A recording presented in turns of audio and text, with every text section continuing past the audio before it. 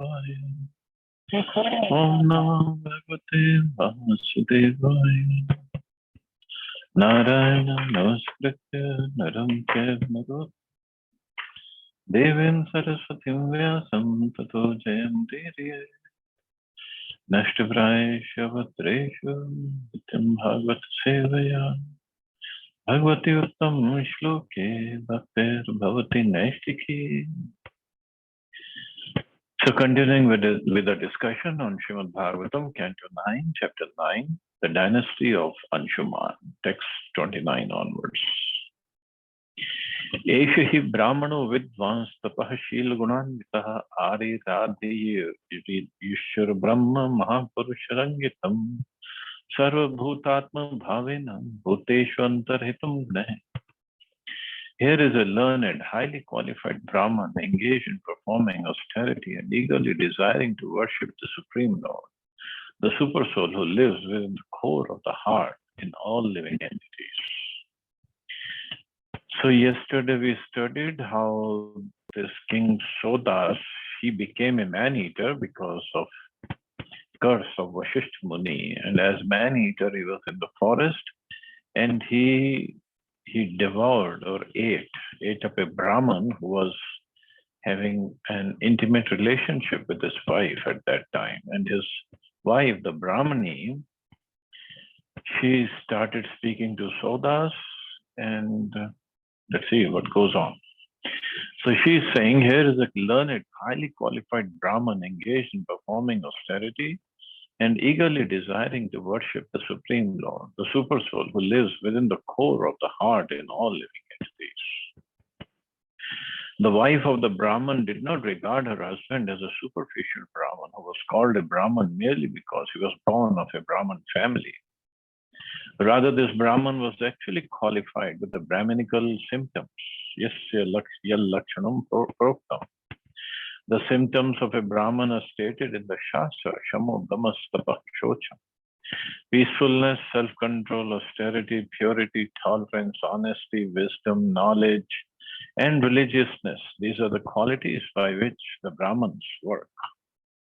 Not only must a Brahman be qualified, but he must also engage in actual Brahminical activities. Simply to be qualified is not enough. One must engage in a Brahman's duties. The duty of a Brahman is to know the Param Brahma, Krishna.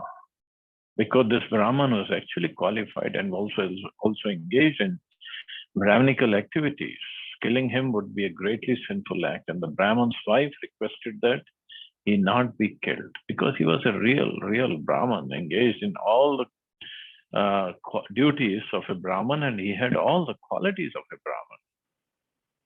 But the Rakshasa or man-eater, they don't care. So she further says, Soyam Brahmarshir Varya Saste Brajarshi Pravarad Vidhu Katham Arhati Dharmagya Vadham Pitur Ivatmajaha. My Lord, you're completely aware of the religious principles. As a son never deserves to be killed by his father, here is a Brahman who should be protected by the king and never killed. How does he deserve to be killed by a Rajarishi like you? The word Rajarishi refers to a king who behaves like a rishi or sage. Such a king is also called Naradev because he is considered a representative of the Supreme Lord. Because his duty is to rule the kingdom to maintain Brahminical culture, he never desires to kill a Brahman. Generally, a Brahman, woman, child, old man, or cow is never regarded as punishable. Thus, the wife of the Brahman requested the king to refrain from his sinful act. So, although he was a king, but he had become a man-eater by the curse. Tasya sadharopa papasya bhrunasya brahmavadina katham vadham yatha babhror manyate sanmato bhavan. You are well known and worshipped in learned circles. How dare you kill this Brahman who is a saintly, sinless person, well versed in Vedic knowledge? Killing him would be like destroying the embryo within the womb or killing a cow. As stated in the Amarkosh dictionary, Brunam Arbhate Balagarbhe, the word word Bhruna refers either to the cow or to the living entity in the embryo. According to Vedic culture, destroying the undeveloped embryo of the soul in the womb is as sinful as killing a cow or a Brahma. Wow. It is though such a sinful activity of killing or destroying the embryo in the womb. In the embryo, the living entity is present in an undeveloped stage. The modern scientific theory that life is a combination of chemicals is nonsense. Scientists cannot manufacture living beings, even like those born from eggs. The idea that scientists can develop a chemical situation resembling that of an egg and bring life from it is nonsense. Their theory that a chemical combination can have life may be accepted, but these rascals cannot create such a combination. This verse refers to Bhrunasya Vadam, the killing of a Brun or a destruction of the embryo. Here is a challenge from the Vedic literature, a crude atheistic understanding that the living entity is a combination of matter belongs to the grossest ignorance. Wow. So all the scientific community, according to Bhagavatam, they are ignorant, completely ignorant. And here the word says Bhrunasya Vadam. Vadam means killing. It doesn't say destruction of the Bhrun or embryo. And killing is referred to only living entity. We don't kill a table. Table is dead. But Bhrun or embryo is killed. Yadyam kriyate bhakshyas tarhi mam khat purvata na jivishya vina yena kshanam chamritikam yatha. Without my husband, I cannot live for a moment. If you want to eat my husband, it would be better to eat me first. For without my husband, I'm as good as a dead body. In the Vedic culture, there is a system known as sati or saha maran, in which a woman dies with her husband. According to this system, if the husband dies, the wife will voluntarily die by falling in the blazing funeral pyre of her husband. Here in this verse, the feelings inherent in this culture are expressed by the wife of the Brahman. A woman without a husband is like a dead body. Therefore, according to Vedic culture, a girl must be married. This is the responsibility of a father. A girl may be given in charity, and a husband may have more than one wife, but a girl must be married. This is a Vedic culture. A woman is supposed to be always dependent. In her childhood, she is dependent on her father, in youth, on her husband, and in old age, on her elderly sons. According to Manu Sahita, she is never independent. Independence for a woman means miserable life. In this age, so many girls are unmarried and falsely imagining themselves free, but their life is miserable. Here is an instance in which a woman felt that without her husband, she was nothing but a dead body. Of course, this is Vedic system, but now Kali Yuga, Varna Sankar is all over the world, and we have women liberation or movement, and of course, on the other hand, because men are not that responsible, so they don't take care of their wives. So, and they exploit women, so what to do? And so this whole system has gone topsy-turvy these days of marriage, the institution of marriage. But it should be properly protected. And this is what was a doubt of Arjun was, if I kill these men, then they really want Sankar. Want Sankar means unwanted progeny, and they will not follow any rules of the Vedic system. And then there'll be big time problem in the society. And this is what exactly is happening. Evam karuna bhashinya vilapantya anathvat vyagra pashum iva khadat sodasa shapamohta. Being condemned by the curse of Vashishta, King Saudas devoured the Brahman, exactly as a tiger eats its prey. even though the Brahman's wife spoke so pitiably. Sodas was unmoved by her lamentation. This is an example of destiny.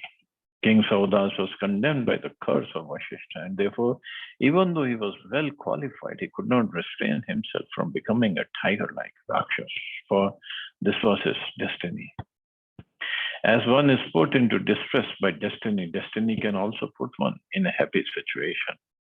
Destiny is extremely strong, but one can change destiny if one comes to the platform of Krishna consciousness. Karmani nirta kintu cha bhakti bhaja. So destiny is extremely strong, extremely strong. Very difficult to change it. But of course, this life, whatever is written, can be changed, may not be changed to whatever extent. But at least we try. First of all, when you take up bhakti, it can change to a certain extent, but it can definitely change to a large extent our next life. To a very large extent, it can change. So that's what we have to try. Brahmani vikshya didishum purusha dena bhakshitam shochan tyatma anu atam urvisham shapat kupita sati. When the chaste wife of the Brahman saw that her husband, who was about to discharge semen, had been eaten by the man-eater, she was overwhelmed with grief and lamentation. Thus she actually angrily cursed the king. O foolish, sinful person, because you have eaten my husband when I was sexually inclined and desiring to have the seed of a child, I shall also see you die when you attempt to discharge semen in your wife. In other words, whenever you attempt to sexually unite with your wife, you shall die. Thus the wife of the Brahman cursed King Saudas, known as Mitrasa. Then, being inclined to go with her husband, she set fire to her husband's bones, fell into the fire herself, and went with him to the same destination. Very tragic. Text 37. After 12 years, when King Saudas was released from the curse by Vashishta, he wanted to have sexual intercourse with his wife. But the queen reminded him about the curse by the Brahmani, and thus he was checked from sexual intercourse. After being thus instructed, the king gave up the future happiness of sexual intercourse and by destiny remained sonless. Later, with the king's permission, the great saint Vashishta begot a child in the womb of Madhyanti. Madhyanti bore the child within the womb for 7 years and did not give birth. Therefore, Vashishta struck her abdomen with a stone, and the child was born. Consequently, the child was known as Ashmak, the child born of a stone. From Ashmak, Balik took birth from Balik because Balik was surrounded by women and was therefore saved from the anger of Parashuram.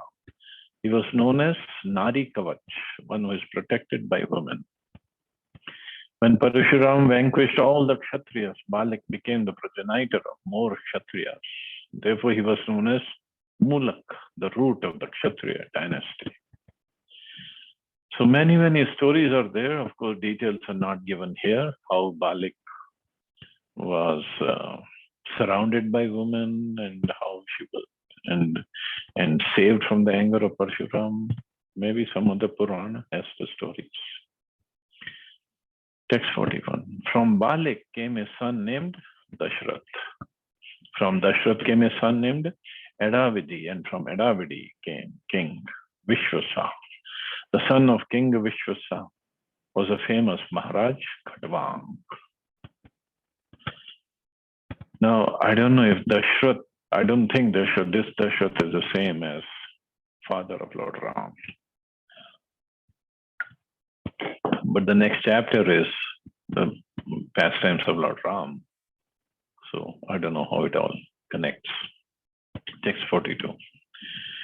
Yo dever arthito daityan avadhi dhyudhi durjaya muhurtam ayur gyatvathya swapuram sandade manaha.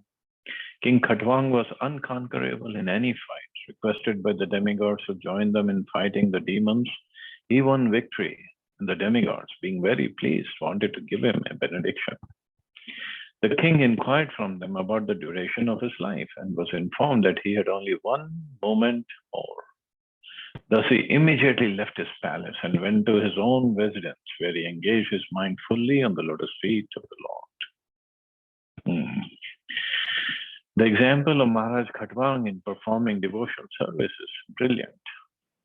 Maharaj Khatwang engaged himself for only a moment in devotional service to the Lord, but he was promoted back to Godhead. Therefore, if one practices devotional service from the beginning of his life, surely he will return home, back to Godhead without a doubt. So Maharaj Khatwang, he helped demigods in fighting the demons, and when they were victorious, demigods asked him, "What do you want? We are ready to give you any benediction that you want." And what did Maharaj Khatwang ask? "Tell me how long I'm going to live." And they said, "Well, we have only 1 moment left." So, from what I have read some other place, that this happened in the heavenly planet. So he immediately left the heavenly planets and came down to earth. So 1 moment in the heavenly planets, it was a little longer here. And so he came to earth and he engaged his mind fully on the lotus feet of the Lord.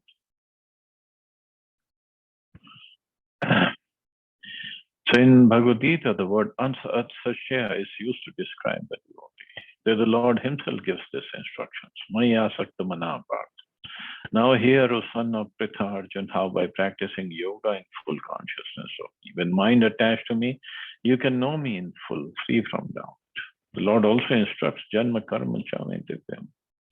One who knows the transcendental nature of my appearance and activities does not, upon leaving the body, take his birth again in this material world, but attains my eternal abode, O Arjuna. Therefore, from the very beginning of one's life, one should practice Bhakti Yoga, which increases one's attachment for Krishna. If one daily sees the deity in the temple, makes offering by worshipping the deity, chants the holy name of the personality of Godhead, and preaches about the glorious activities of the Lord as much as possible, he thus becomes attached to Krishna. This attachment is called asakti. When one's mind is attached to Krishna, Maya Asakta Mana, one can fulfill the mission of life in one human birth. If one misses this opportunity, one does not know where he is going, how long he will remain in the cycle of birth and death, and when we will again achieve the human form of life and the chance to return back home, back to Godhead. The most intelligent person therefore uses every moment of his life to render loving service to the Lord. Of course, Maharaj Khatwang, because he helped the demigods, and demigods are all devotees of the Lord. So he got beautiful opportunity to serve the devotees, and then whatever little time he had left, he just engaged himself in the service of the Lord, and he went back home, back to Godhead. Name Brahma Kulat Prana, Kul Devan na Chatna Cha, na Shriya na Mahirajyam na Dara Chati Vallabha. Maharaj Khatwang thought, not even my life is dearer to me than the Brahminical culture and the Brahmins who are worshipped by my family.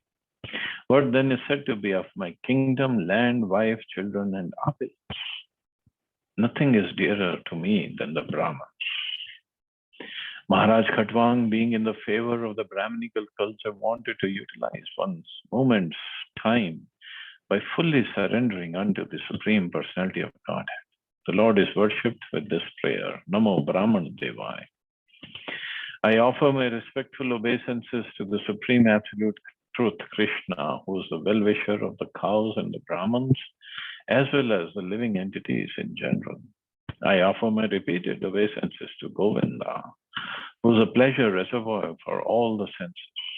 A devotee of Krishna is very much attached to Brahminical culture. Indeed, an expert personality who knows who Krishna is and what he wants is a real Brahman. Brahman Jananti iti Brahman. Krishna is Param Brahman, and therefore all Krishna conscious persons, the devotees of Krishna, are exalted Brahmans. Khatwang Maharaj regarded the devotees of Krishna as the real Brahmans and the real light for human society. One who desires to advance in Krishna consciousness and spiritual understanding must give the utmost importance to Brahmanical culture and must understand Krishna. Then his life will be successful. So that is the real way of living. Serving Brahman, serving Krishna, and making one's life perfect. Of course, Maharaj Khatwang was so fortunate. One moment he got and he just attained perfection. But we cannot be that fortunate that the last moment of our life we'll start thinking of Krishna. So we have to practice. Practice, practice, practice. That's all. Nabalyapi matirmayam dharme ramate kvachit. Napashyam uttam shlokad tanyat kinchan vastvaham.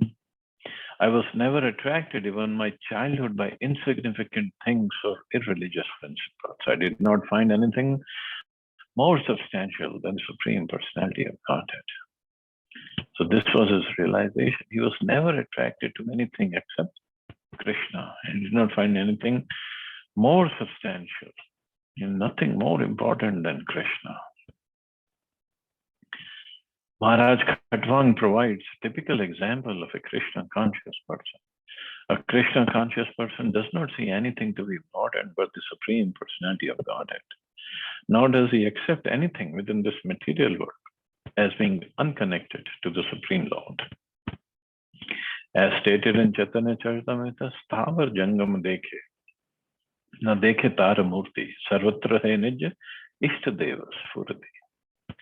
The Mahabhagavad, the advanced devotee, certainly sees everything mobile and immobile, but he does not exactly see their forms. Rather, everywhere he immediately sees manifests the form of the Supreme Lord. Although a devotee is within the material world, he has no connection with it. Nirvanda Krishna Sambandhe.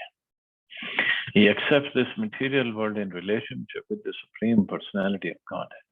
A devotee may be engaged in earning money, but he uses that money for propagating the Krishna consciousness movement by constructing large temples and establishing worship of the Supreme Personality of Godhead. Khatwang Maharaj, therefore, was not a materialist.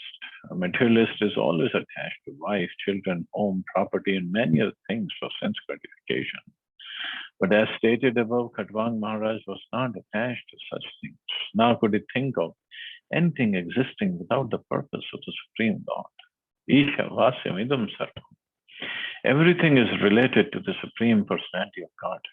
Of course, this consciousness is not for the ordinary person, but if one takes to the path of devotion service as prescribed in the Nectar of Devotion, he can be trained in this consciousness and attain perfect understanding. For a Krishna conscious person, nothing is palatable without a relationship with Krishna. So this is what Prabhupada is, or Krishna is expecting from all of us. Whenever we see Krishna, whenever we see anything, whenever we do anything, we have it, we see it, everything in relationship with Krishna. Nothing is beyond Krishna anyway. Nothing even in the material, nothing is without relationship with Krishna. But we don't see it. We see it as it's for my enjoyment, for my pleasure. But that's not what the truth is. Just like if a mother is at home and she's taking care of the household affairs, but while working she sees the shoe of her child who has gone to school, so she doesn't see the shoe. She sees the child, how he or she would be wearing that shoe, and then the whole thing will be connected to the shoe and how the shoe came and this and that. But the connection will be there. So she won't see the shoe, she will see the child. So similarly, when we see anything and everything, it should just remind us of Krishna.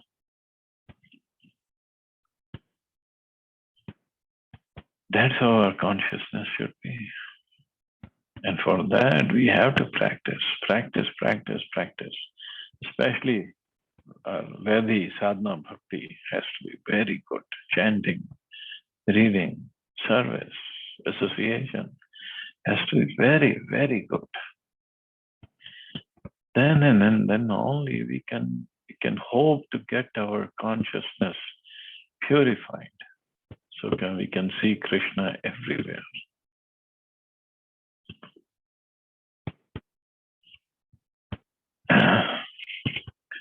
So I guess I'll stop here. See anybody has any questions or comments.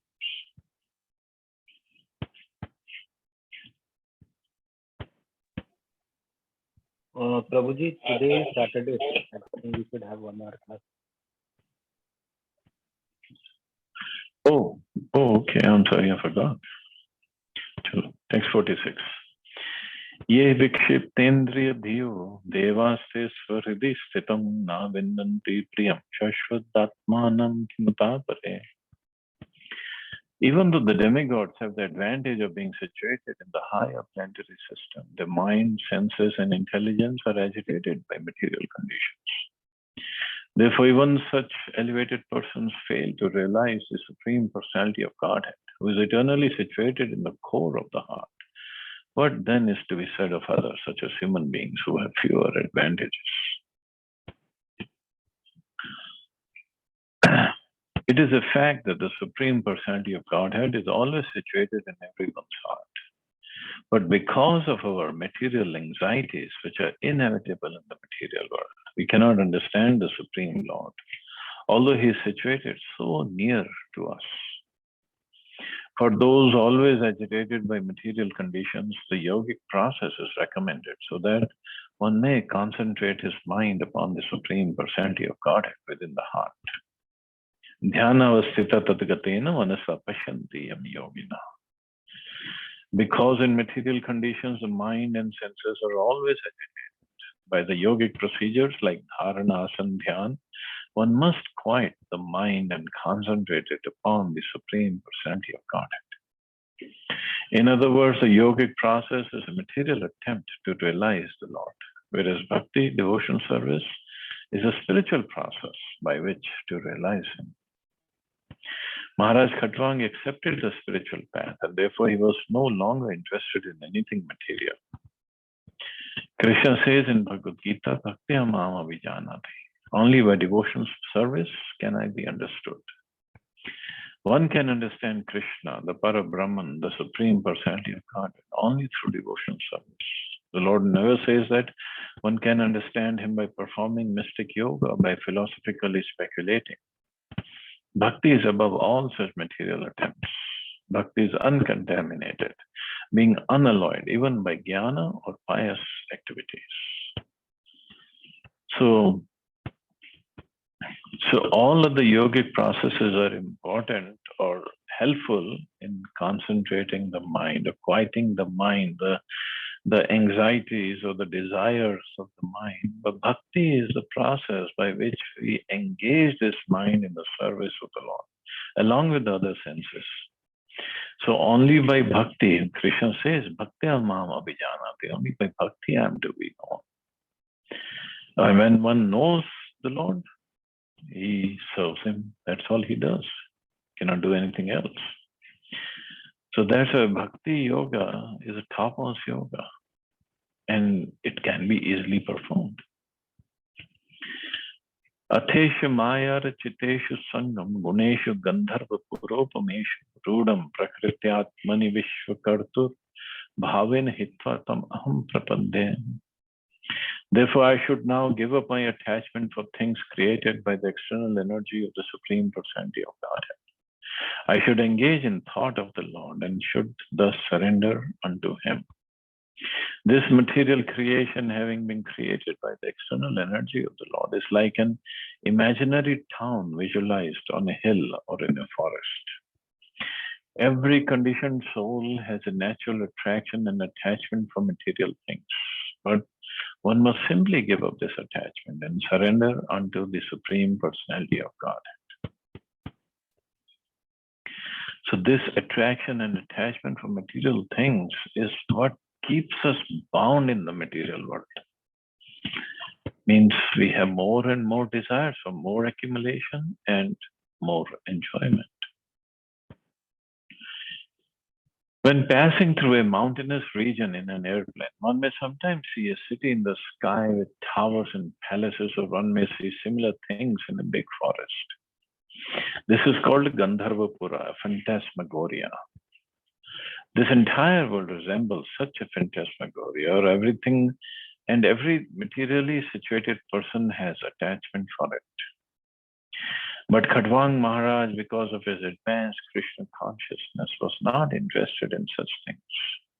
Even though a devotee may engage in apparently materialistic activities, he knows his position very well. Nirbandha Krishna Sambandha. If one engages all material things in relation with the loving service of the Lord, one is situated in Yukta Vairagya, proper renunciation. In this material world, nothing should be accepted for one's sense gratification. Everything should be accepted for the service of the Lord. This is the mentality of the spiritual world. Everything, everybody in the spiritual world just wants to serve the Lord with love, not by force, with love, complete love.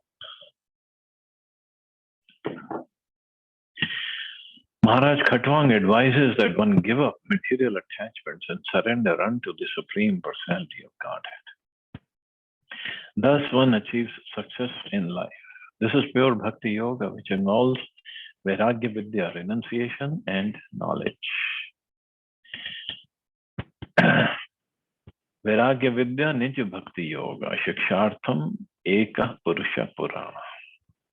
Let me surrender unto the personality of Godhead who has appeared now as Lord Sri Chaitanya Mahaprabhu. He is the ocean of all mercy and has come down to teach us material detachment, learning, and devotional service to himself. Shri Krishna Chaitanya Mahaprabhu inaugurated this movement of Vairagya Vidya, by which one detaches himself from material existence and engages in loving devotion service.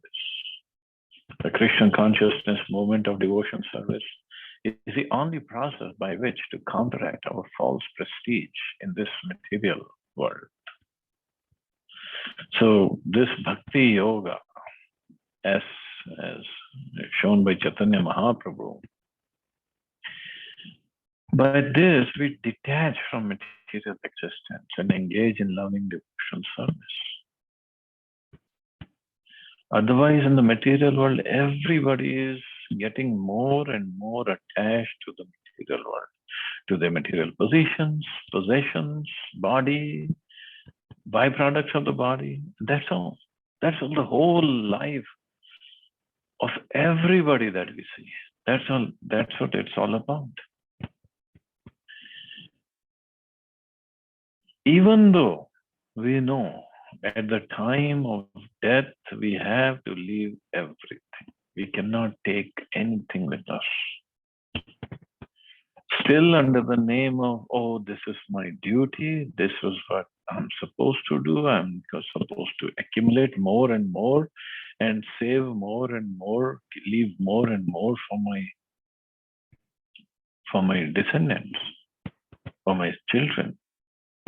This is the goal of life, according to them. But if I cannot take anything with me, I cannot enjoy anything, how can my children enjoy, or how can my children take anything with them? So this is what Bhakti does. Vairagya Vidya. This is the followers of Chaitanya Mahaprabhu. They get into this mode of Vairagya Vidya. It doesn't mean we don't do our duties. Duties are important. But at the same time, we have a duty towards the Supreme Lord also. We have a duty towards upliftment of our soul also. That's a more important duty, a most important duty. So this is what Khatwang Maharaj is advising us. He was given the benediction by demigods, anything you want. And what did he choose? He chose Krishna consciousness. Iti vyavsito buddhya narayana grihitya hitvanya bhavam ajnanam tata svam bhavamasita. Thus, Maharaj Khatwang, by his advanced intelligence in rendering service to the Lord, gave a false identification with the body full of ignorance. In his original position of eternal servitorship, he engaged himself in rendering service to the Lord. When one actually becomes purely Krishna conscious, no one has any right to rule over him. When situated in Krishna consciousness, one is no longer in the darkness of ignorance, and when freed from all such darkness, one is situated in his original position. Jivera Swarup hai Krishnera Nitya Das. The living entity is eternally the servant of the Lord, and thus, when he engages himself in the service of the Lord, in all respects, he enjoys the perfection of life. So that is the perfection of life when we engage ourselves in the service of the Lord, because this is our eternal, constitutional, original position, nothing else. And Krishna, by mercy, his mercy only engages us in his service, so that we learn, we get the bliss of service, serving him, and just imagine that bliss getting multiplied trillions and trillions of times when we go back to the spiritual world. Yattat Brahm Param Suksham Shunyam Shunya Kalpitam Bhagwan Vasudeveti Yam Grinanti Hi Satvata. The Supreme Personality of Godhead Vasudeva Krishna is extremely difficult to understand for unintelligent men who accept him as impersonal or void, which he is not. The Lord is therefore understood and sung about by pure devotees. Absolute truth is realized in three phases of Brahman, Paramatma, and Bhagwan. Brahman is origin of everything, or Bhagwan is origin of everything. Brahman is a partial representation of Bhagwan, and Vasudeva, the super soul living everywhere and in everyone's heart, is also an advanced realization of the Supreme Personality of Godhead. But when one comes to understand the Supreme Personality of Godhead, when one realizes that Vasudeva is both Paramatma and the impersonal Brahman, he is then in perfect knowledge. Krishna is therefore described by Arjuna as Param Brahma, Param Dhama. The word Param Brahma refers to the shelter of the impersonal Brahman and also the all-pervading super soul. When Krishna says Tyakta Deham Punarjanma Neti Mameti, this means that the perfect devotee, after perfect realization, returns home back to Godhead. Maharaj Khatwang accepted the shelter of the Supreme Personality of Godhead, and because of his full surrender, he achieved perfection. And this is what Shukdev Goswami says. Maharaj Khatwang also says that Vasudeva Krishna, as to accept him as impersonal or void, is unintelligent men only can think of that. Only pure devotees can understand the Lord and serve him and sing about him. So thus ends the 9th canto, 9th chapter of Srimad Bhagavatam, entitled Dynasty of King Anshuman. So we still have some time, so we can start the next chapter, chapter 10, the Pastimes of the Supreme Lord Ramacandra. So I guess that's why Vinay Prabhu reminded me, because he wanted to get to Pastimes of Lord Ram. Next one. Shri Shukavacha Khatwanga Dirgha Bahuscha Ragus Tasmat Prithushravat Ajastato Maharajas Tasmat Dashratho Abhavat. Shukdev Goswami said the son of Maharaj Khatwang was Dirgha Bahu, and his son was the celebrated Maharaj Raghu. From Maharaj Raghu came Ajja, and from Ajja was born the great personality Maharaj Dashrath. So Lord Ram comes in this dynasty.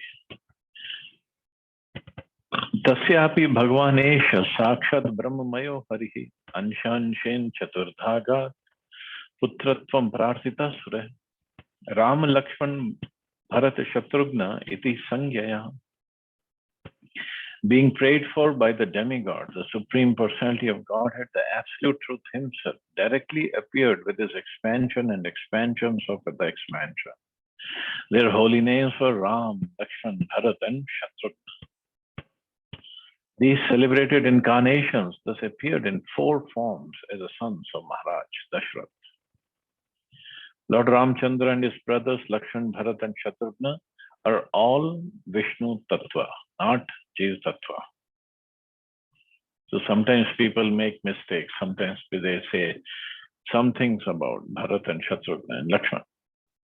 The Supreme Personality of Godhead expands into many, many forms. Advaitam, Achyutam, Anadim, and Antaru.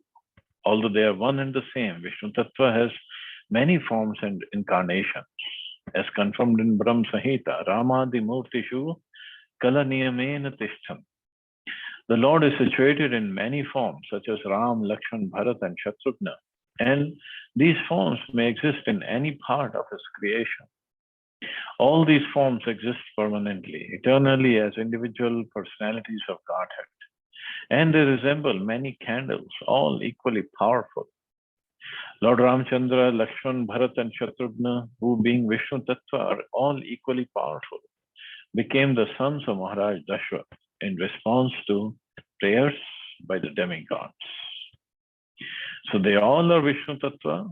Of course, for Lord Ram, it is said the same Supreme Personality of Godhead appeared, and then as for his expansions of expansions of expansions. But they all are Vishnu Tattva. Tasyanucharitam rajan rishibhistattvadarshibhi shutam hi varanitam bhuri tvaya sita pater muhu. O King Parikshit, the transcendental activities of Lord Ramacandra have been described by great saintly persons who have seen the truth. Because we have heard again and again about Lord Ramacandra, the husband of Mother Sita, I shall describe these activities only in brief. Please listen. So, Shukdev Goswami, he did not spend much time in describing the pastimes of Lord Ram.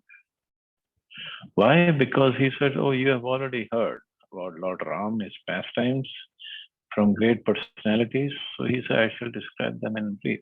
So only 3 chapters he dedicated to Lord Ram's pastimes. Main reason was he had to come to the pastimes of Krishna. He wanted to get to the pastimes of Krishna. And Lord Ram's pastimes have been described in Ramayana in detail by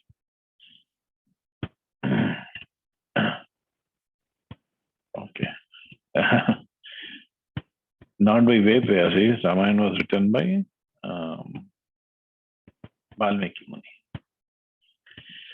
Modern Rakshasas, posing as educationally advanced merely because they have doctorates, have tried to prove that Lord Ram is not the Supreme Personality of Godhead, but an ordinary person.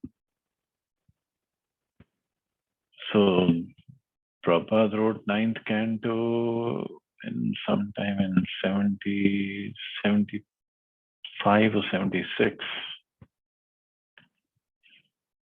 And even at that time, Prabhupada saying modern Rakshasas posing as educationally advanced try to prove Lord Ram is not the Supreme Personality of Godhead, but an ordinary person.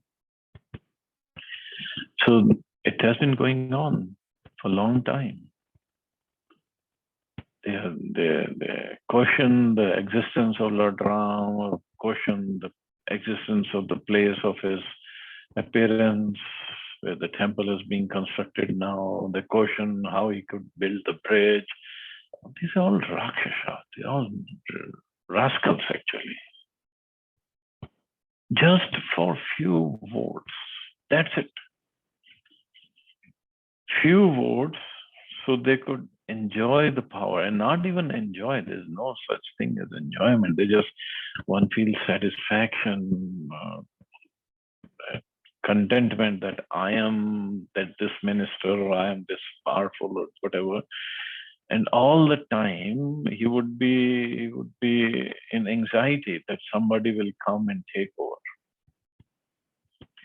And just for that, they will say, oh, Lord Ram did not exist, or his place of birth is not right, or this or that. Complete nonsense. Look at Maharaj Khatwang. He gave up everything just to think of Krishna. And here these politicians, they'll definitely go to hell. Definitely. There's no doubt about it. Who are questioning the authority, the position of Lord Ram. And whatever time they have left on earth, what are they going to enjoy? They cannot enjoy. So what's the point? Prabhupada says, but those who are learned and spiritually advanced will never accept such notions. They will accept the descriptions of Lord Ram and his activities only as presented by Tattvadarshis, those who know the absolute truth. In Bhagavad Gita, the Supreme Personality of Godhead advises, Tadvidhi pranipatena. Just try to learn the truth by approaching a spiritual master. Inquire from him submissively and render service unto him. The self-realized soul can impart knowledge unto you because he has seen the truth. Unless one is a Tattvadarshi in complete knowledge of the absolute truth, one cannot describe the activities of the personality of Godhead. Therefore, although there are many so-called Ramayans or histories of Lord Ramachandra's activities, some of them are not actually authoritative. Sometimes Lord Ramachandra's activities are described in terms of one's own imaginations, speculations, or material sentiments. But the characteristics of Lord Ram should not be handled as something imaginary. While describing the history of Lord Ramachandra, Shukdev Goswami told Maharaj Parikshit, you have already heard about the activities of Lord Ramachandra. Apparently, therefore, 5,000 years ago, there were many Ramayans or histories of Lord Ram's activities, and there are many still. But we must select only those books written by Tattvadarshis, not the books of so-called scholars who claim knowledge only on the basis of a doctorate. This is a warning by Shukdev Goswami, Rishibhis Tattvadarshibhi. Although the Ramayana composed by Valmiki is a huge literature, the same activities are summarized here by Shukdev Goswami in a few verses. So whatever Shukdev Goswami speaks and whatever Valmiki Muni has written, that is authoritative. And many times, just like commentaries on Gita, people write by thinking their own way, or this is what it means, or this is what it means. Similarly, but the passions of Lord Ram also, people have written in a wrong way also. This is all completely imagination, speculation. And this is not correct actually. It does not help anyone. Neither the writer nor the readers. It doesn't help. Text 4.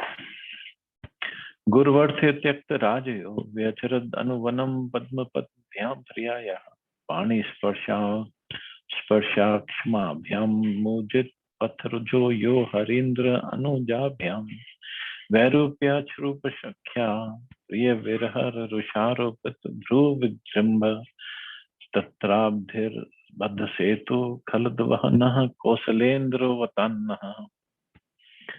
So he goes in very short and he covered so many things. To keep the promise of his father intact, Lord Ramachandra immediately gave up the position of king and, accompanied by his wife, Mother Sita, wandered from one forest to another on his lotus feet, which was so delicate that they were unable to bear even the touch of Sita's palms. The Lord was also accompanied by Hanuman, or by another monkey, Sugriva, king of the monkeys, and by his own younger brother, Lord Lakshman, both of whom gave him relief from the fatigue of wandering in the forest. Having cut off the nose and ears of Shupnakha, thus disfiguring her, the Lord was separated from Mother Sita. He therefore became angry, moving his eyebrows and thus frightening the ocean, who then allowed the Lord to construct a bridge to cross the ocean. Subsequently, the Lord entered the kingdom of Ravan to kill him, like a fire devouring a forest. May that Supreme Lord Ramchandra give us all the protection. So he just summed up the pastimes just in one shloka. Vishwamitra yena marichadya nishachara pashyatu lakshanasyaga hata naritva tungavaha. In the arena of sacrifice performed by Vishwamitra, Lord Ramchandra, the king of Ayodhya, killed many demons. Rakshasas and uncivilized men who wandered at night in the mode of darkness. May Lord Ramacandra, who killed these demons in the presence of Lakshman, be kind enough to give us protection. Text 6 and 7. O King, the pastimes of Lord Ramacandra were wonderful, like those of a baby elephant. In the assembly where Mother Sita was to choose her husband in the midst of the heroes of this world, he broke the bow belonging to Lord Shiva. This bow was so heavy that it was carried by 300 men. But Lord Ramacandra bent and strung it and broke it in the middle, just as a baby elephant breaks a stick of sugarcane. Thus the Lord achieved the hand of Mother Sita, who was equally as endowed with transcendental qualities of form, beauty, behavior, age, and nature. Indeed, she was a goddess of fortune who constantly rests on the chest of the Lord. While returning from Sita's home after gaining her at the assembly of competitors, Lord Ramacandra met Parashuram. Although Parashuram was very proud, having rid the earth of the royal order 21 times, he was defeated by the Lord, who appeared to be a Kshatriya of the royal order.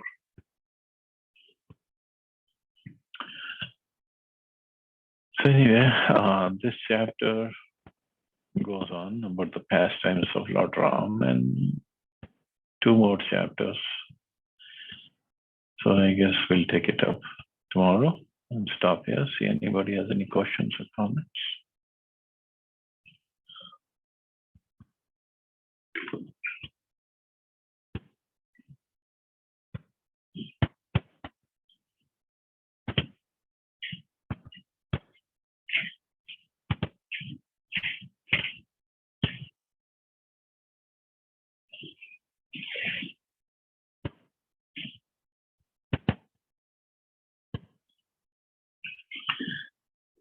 Okay, so we'll stop here. You all have a safe and wonderful day. Hare Krishna. Jai Shri Ram.